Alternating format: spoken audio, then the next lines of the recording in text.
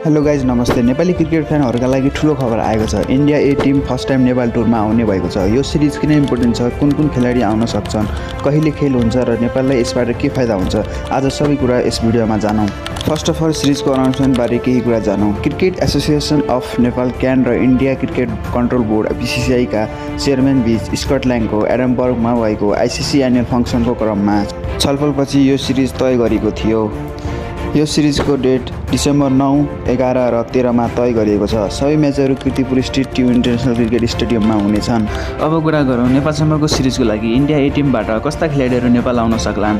सम्भावित रूपमा IPL खेलिरहेका र इन्डिया क्रिकेट टिममा स्थानका लागि प्रतिस्पर्धा गरिरहेका युवा खेलाडीहरू आउन सक्छन्, जस्तै वैभव सूर्यवंशी, रियान पराग, हर्षित राणा, साई सुदर्शन, तिलक वर्मा जस्ता प्लेयरहरू आउन सक्छन्।